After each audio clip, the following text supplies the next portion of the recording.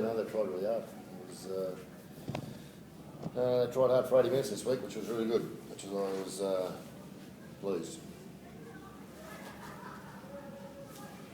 They executed pretty well, pretty efficiently in those conditions. Was that the big difference?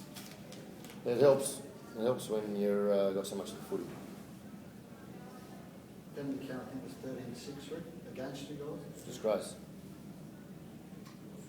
You know, before I talk about that, let me say, you know, I think, you know, that roster there is a marvellous roster. They're a good footy team. I said at the start of the year, and I got no reason why I can take it back, that I think they'll win the comp. They're a fabulous footy team. But since we played at the Gold Coast, and I had my little tantrum with the referees, all we've done is tried to train. We've talked about it. We train with discipline. I've tried to get the boys to live with discipline. We've worked that hard in regards to our discipline off the footy field at training. But we cannot be so different every week to the opposition in regards to not penalty counts, but what we're getting penalised for. I've got no discrepancy or argument with the fact that when we're getting penalised, most of them are deserved. But the same actions aren't being penalised with the opposition team. Now, we were 5-1 in penalty counts at the start of that game. It got to 8-3 to 8-4 at half time. We haven't got a football team that can handle that.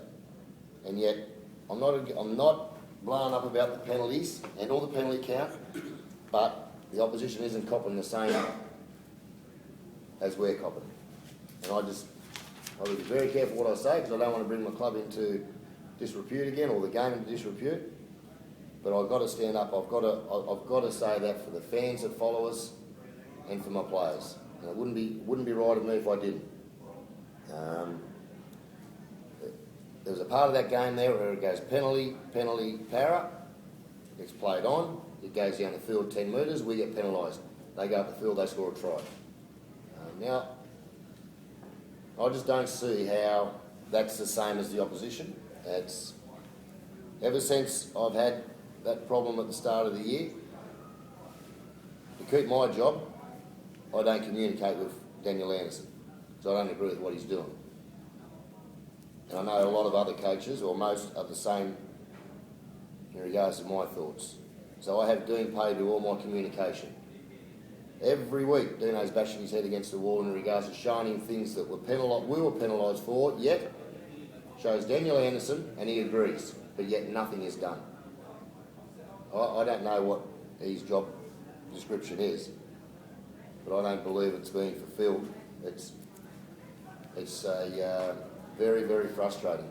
It's not the loss that's frustrating today, it's how we've been handled here, and it's, as I say, you know, it makes it very, very frustrating for my players. And every game they're walking off with the same type of beef. Do you think it's because it's your last on the table, Ricky? I don't know if I'm allowed to say that. I'll be very careful with what I say, because they'll go nitpicking again and want to jam me for something. Because sometimes the truth hurts. Sometimes people don't like hearing what's actually happening out there. And a lot of other coaches won't say this because they're all trying to fight a spot for the 8 and they don't want to upset the apple cart. Tim, you sounded frustrated, Tim, a couple of chats with the refs. Yeah, definitely is. It's not ideal when you're always in the back foot, you make penalties, but as a player, you know, we've got a job to do, and yeah, we're just going to try our hardest, I guess. Please don't interpret that as a sore loser, because they were the better team. They played better than us, and as I said there before I spoke, they're a very, very good football team who I believe can do a lot of damage this year. What about some of the young players? Do you feel that some of them stood up today then? Yep. All good, thank you.